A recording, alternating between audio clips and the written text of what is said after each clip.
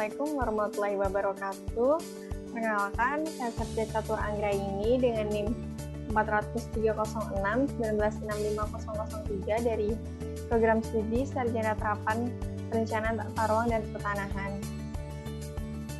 Video saya kali ini akan memberikan video tutorial mengenai identifikasi bencana hidrometeorologi yang meliputi bencana banjir dan juga kekeringan menggunakan software ArcGIS 10.6.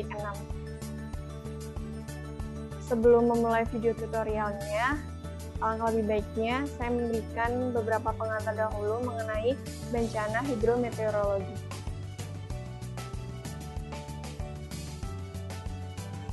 Bencana hidrometeorologi adalah bencana alam yang berhubungan dengan iklim. Bencana hidrometeorologi berupa banjir, longsor, puting beliung, gelombang pasang, dan juga kekeringan. Banjir merupakan meluapnya aliran sungai akibat air melebihi kapasitas tampungan sungai, sehingga meluap dan menggenangi dataran atau daerah yang lebih rendah di sekitarnya. Sedangkan kekeringan sendiri secara umum merupakan kondisi di mana suatu wilayah, lahan maupun masyarakat mengalami kekurangan air sehingga tidak dapat memenuhi kebutuhannya. Kekeringan disebabkan karena suatu wilayah tidak mengalami hujan atau kemarau dalam kurun waktu yang cukup lama. Dan curah hujan di bawah normal, sehingga kandungan air di dalam tanah berkurang atau bahkan tidak ada. Lalu, pengindaran jauh sendiri memiliki peranan dalam manajemen bencana alam. Tentunya dengan sistem informasi geografis atau SIG, di mana di dalam pengindaran jauh lekat hubungannya tentang data spasial temporal yang merupakan data utama yang dikaji dalam pengindaran jauh dan sistem informasi geografis. Informasi spasial memakai lokasi dalam suatu sistem koordinat tertentu sebagai dasar referensinya. Informasi ini dapat dianalisis untuk memperoleh informasi baru seperti lokasi, kondisi, kecenderungan, pola, hingga pemodelan spasial. Integrasi pengindaran jauh dan SIG melalui analisis dan pemodelan data bisa menghasilkan informasi baru dalam bidang geospasial dan diaplikasikan untuk tujuan tertentu seperti dalam manajemen bencana, tentunya bencana hidrometeorologi. Manajemen bencana memerlukan disiplin integrasi, dan melalui integrasi data dan disiplin bidang tertentu akan memperkuat SIG. Kurang lebih seperti itu peranan pengindaran jauh dan sistem informasi geografis dalam manajemen bencana alam. Langsung saja kita ke video tutorialnya.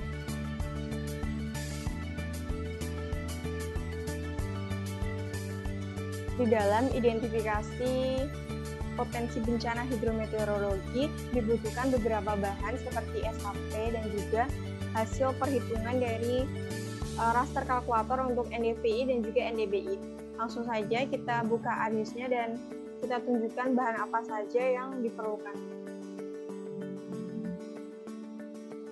Dan berikut merupakan bahan-bahan yang diperlukan untuk mengidentifikasi potensi bencana hidrometeorologi di Kabupaten Sukoharjo. Yang pertama yaitu ada NDBI, di mana NDBI ini merupakan suatu indeks yang fokus untuk menyoroti daerah perkotaan atau kawasan terbangun, di mana biasanya ada pemantulan yang lebih tinggi pada area short wave infrared atau SWIR jika dibandingkan dengan area near infrared atau NIR.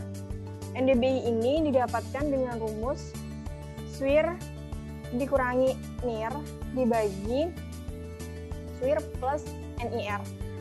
Lalu sedangkan NDVI sendiri merupakan indeks yang menggambarkan tingkat kehijauan suatu tanaman, di mana indeks vegetasi merupakan kombinasi matematis antara band merah dan band NIR, di mana rumus untuk NDVI sendiri adalah NIR dikurangi band merah lalu dibagi NIR plus band merah.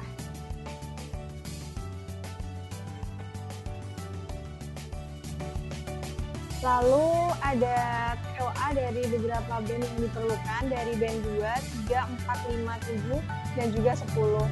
TOA sendiri merupakan koreksi radiometrik. Langsung saja yang pertama, yaitu kita mencari NDWI yang pertama menggunakan TOA dari band 5 dan juga band 7. Langsung saja kita ke raster kalkulator. Pada map algebra, raster kalkulator. Langsung kita masukkan rumus untuk mencari NDWI sendiri. NDWI yang pertama yaitu untuk menghitung gelombang pendek inframerah dekat dengan gelombang pendek inframerah. Yang pertama yaitu rumusnya TOA dari band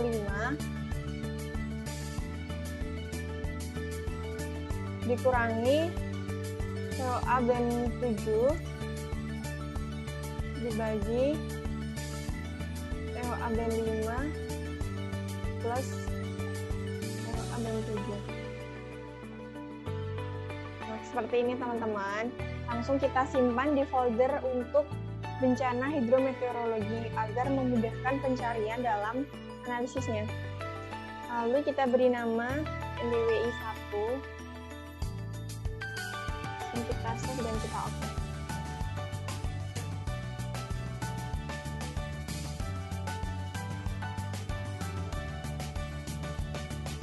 Nah, ini adalah hasil dari NDWI 1. Lalu kita menghitung NDWI 2 menggunakan TOA dari band 5 dan band 3.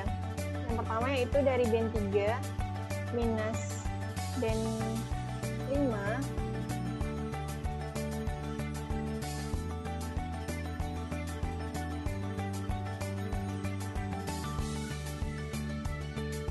seperti ini.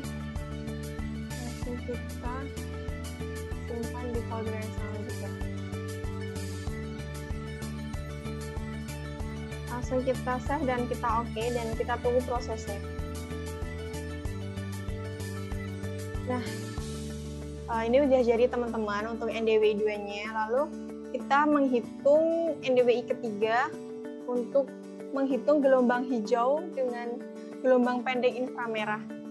Nah, rumus untuk NDWI 3 ini yaitu menggunakan TOA band 3 dan juga band 7.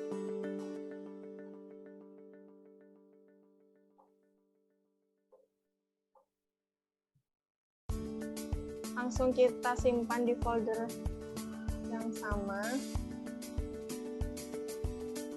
Kita save dan kita oke.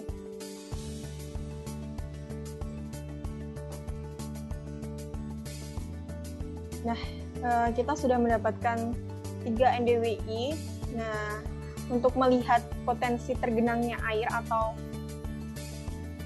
banyaknya air di suatu wilayah, kita bisa mengganti warnanya menjadi gradasi biru. Nah, seperti ini. Untuk nilai yang paling tinggi di NDWI 3 ini hingga 0,91 dengan warna biru tua, dan ini berada di selatan wilayah Sukoharjo dan juga di wilayah tengah dan juga di wilayah utara sedikit, di mana warna biru tua ini menunjukkan banyaknya genangan air atau potensi tergenangnya oleh air yang mungkin bisa menyebabkan adanya bencana banjir. Kita beri warna pula di NDWI 2 dan 1.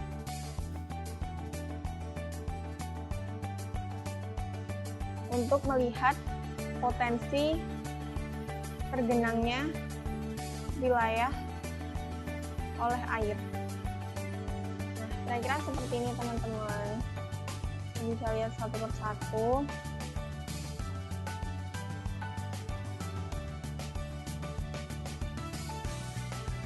Kita lanjut ke langkah selanjutnya, yaitu kita add data SRTM yang telah diklip dengan administrasi Kabupaten Sukoharjo. Lalu kita menuju ArcToolbox dan kita mencari 3D Analysis Tool. Langsung kita pilih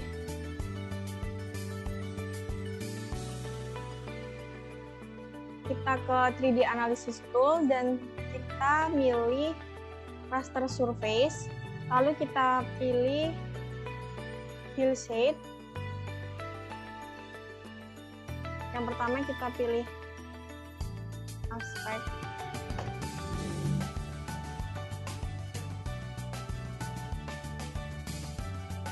Yang pertama kita inputkan raster dari SRTM Sukoharjo untuk mencari aspeknya. Lalu kita beri nama perspektif. Pastikan di folder yang sama dengan yang lain.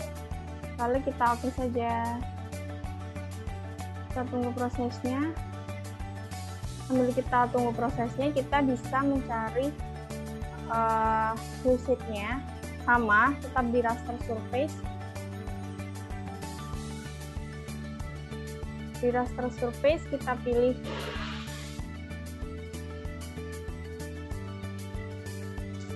hillside dan kita input raster berupa SRTM Sukoharjo.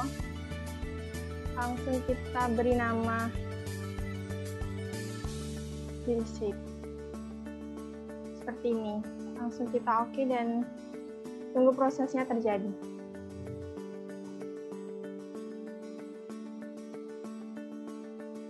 Lakukan reklasifikasi untuk data hillside tadi. Kita ke Spatial Analysis Tool. Kita reclassify. Kita inputkan datanya. Dan kita classify menjadi 5 klasifikasi. Kita oke dan kita reverse new value. Dan kita beri nama reclass.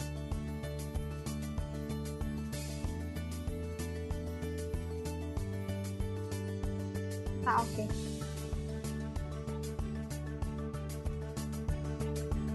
Ini merupakan hasil reclass dari hillside itu, di mana kelas nomor 1 ini menunjukkan nilai high dan 5 ini low, dan di mana nilai yang low ini menunjukkan adanya cekungan atau daerah yang rawan tergenang oleh air.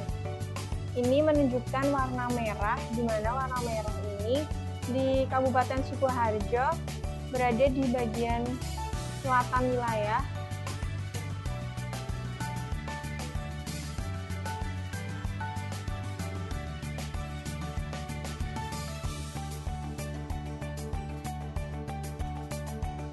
Lakukan hal yang sama, yaitu reclassify untuk aspeknya. Kita masukkan, kita classify menjadi 5 kelas.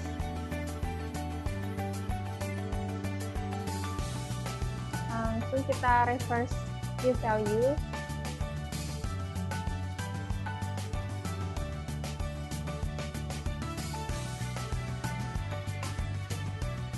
Langsung kita save dan kita oke.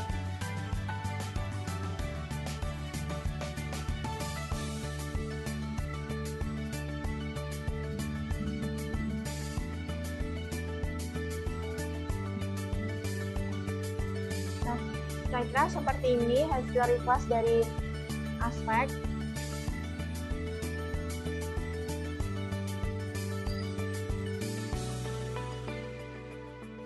Nah, ini merupakan data SHP curah hujan untuk Kabupaten Sukoharjo, di mana ini masih berbentuk poligon, jadi kita perlu mengubahnya menjadi raster.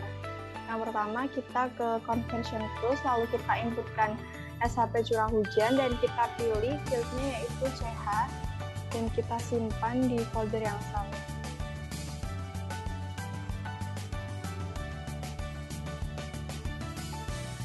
Kita oke.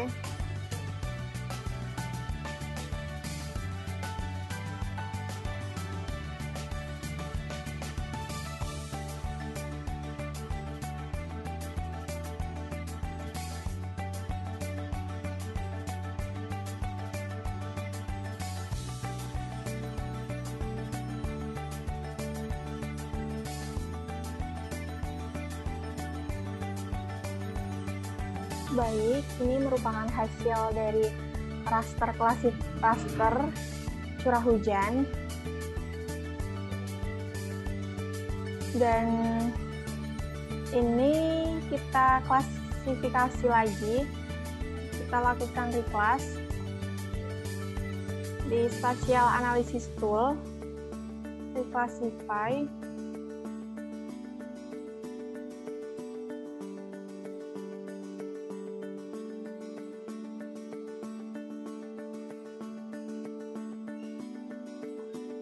Kita inputkan terus value-nya.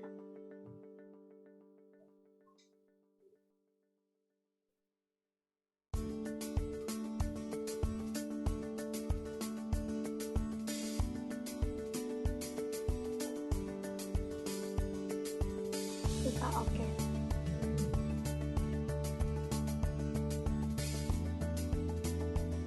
Nah, ini merupakan reclass dari curah hujan Kabupaten Sukoharjo. Setelah langkah ini, kita melakukan reclass dari NDWI 3 yang telah kita lakukan di awal video tadi. Dan ini. Nah, kita lakukan reclass. Kita inputkan rasternya yaitu NDWI 3.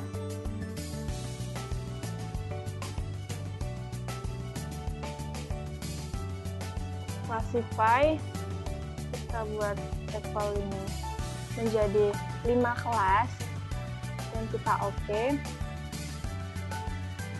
Untuk nilai kecil atau negatif ini diberi nilai 1 dan yang positif itu nilainya 5. Kita beri nama reclass NDWI. Kita oke. Nah, seperti ini teman-teman. Setelah jadi, kita lakukan weight overlay pada Spatial Analysis Tool, overlay, weighted overlay. Kita masukkan dulu reclass dari hillside, lalu reclass dari aspect, dan juga reclass curah hujan.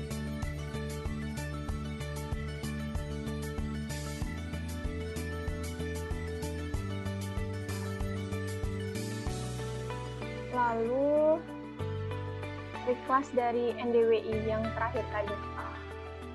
Kita beri nilai untuk curah hujan adalah 40.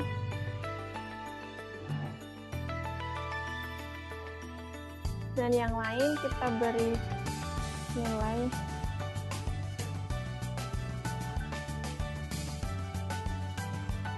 20.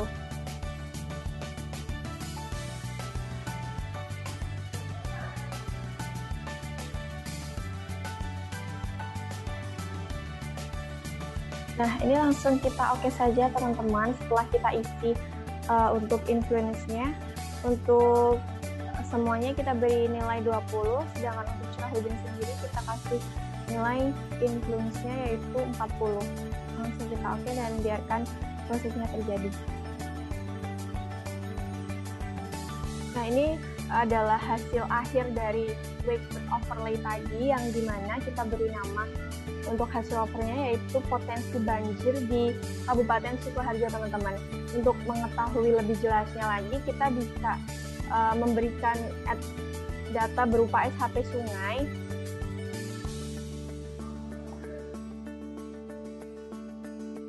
Nah, ini merupakan hasil akhir dari identifikasi bencana hidrometeorologi, yaitu untuk bencana banjir, di mana potensi banjir di Kabupaten Sukoharjo ini berada di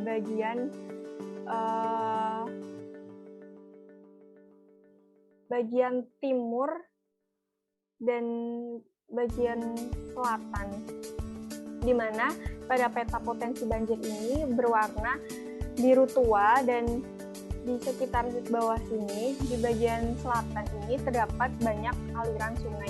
di mana ini berpotensi banjir atau memiliki daerah cekungan untuk tergenangnya air yang menyebabkan terjadinya bencana banjir. Kurang lebih video tutorial dari saya mengenai identifikasi bencana hidrometeorologi untuk banjir cukup. Kurang lebihnya saya mohon maaf. Terima kasih. Untuk identifikasi potensi bencana hidrometeorologi di Kabupaten Sukoharjo, selanjutnya yaitu ada bencana kekeringan, dan di mana untuk mengidentifikasi potensi bencana kekeringan tersebut dibutuhkan beberapa bahan, seperti yang pertama yaitu terdapat LST dari Kabupaten Sukoharjo, dan juga terdapat beberapa band dari citra satelit Landsat 8 yang telah dikoreksi radiometrik, dan juga terdapat ada NDVI, lalu NDWI yang telah kita olah atau kita hitung sebelumnya.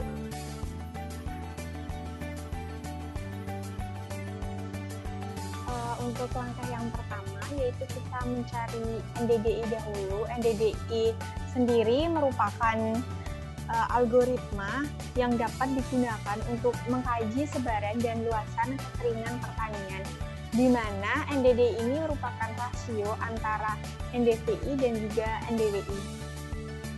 Langsung saja kita menuju ke map algebra untuk menghitung atau mencari NDDI itu sendiri. Berikut merupakan rumus untuk mencari NDDI, di mana NDVI dikurangi NDWI, lalu dibagi NDVI plus NDWI. Lalu kita output rasternya kita kasih atau kita taruh di folder yang sama untuk bencana hidrometeorologi. Langsung kita klik OK dan biarkan prosesnya berjalan. Langkah selanjutnya yaitu kita mencari DDI, yaitu kita menuju map algebra lagi, terus raster kalkulator, dan kita inputkan rumusnya, yaitu kita menggunakan band 5, band 4, serta band 7. Kurang lebihnya seperti ini teman-teman.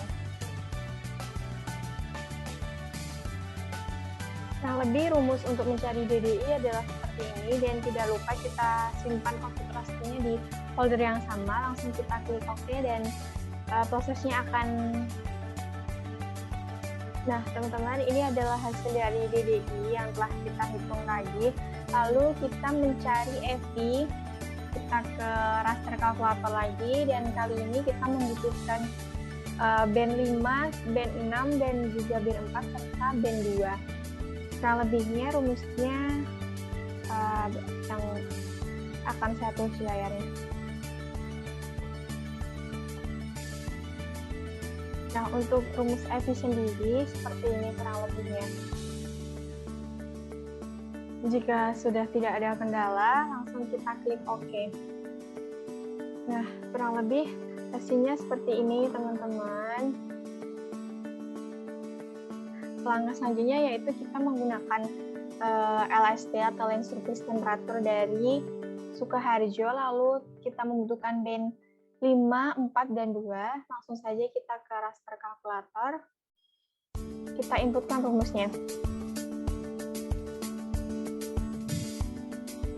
Dan berikut merupakan hasil dari TVI. Lalu kita ubah warnanya menjadi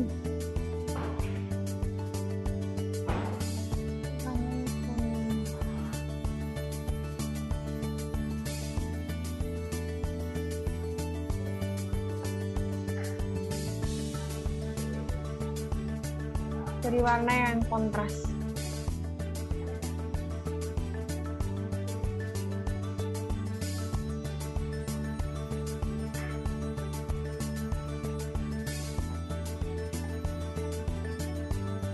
Nah, untuk yang law ini atau yang paling kecil adalah menandakan yang kondisi normal.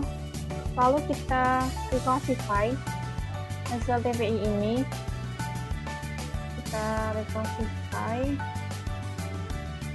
langsung kita inputkan TVI-nya.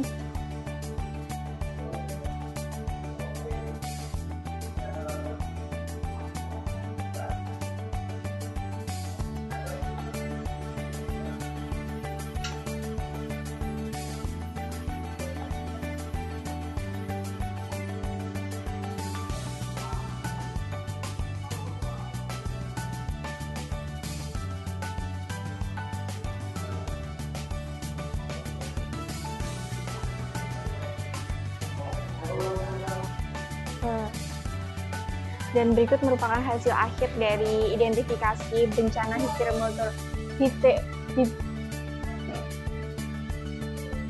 dan berikut merupakan hasil akhir dari potensi bencana hidrometeorologi untuk kekeringan di wilayah studi Kabupaten Sukoharjo. Sekian video tutorial dari saya, kurang lebihnya saya mohon maaf. Wassalamualaikum warahmatullahi wabarakatuh.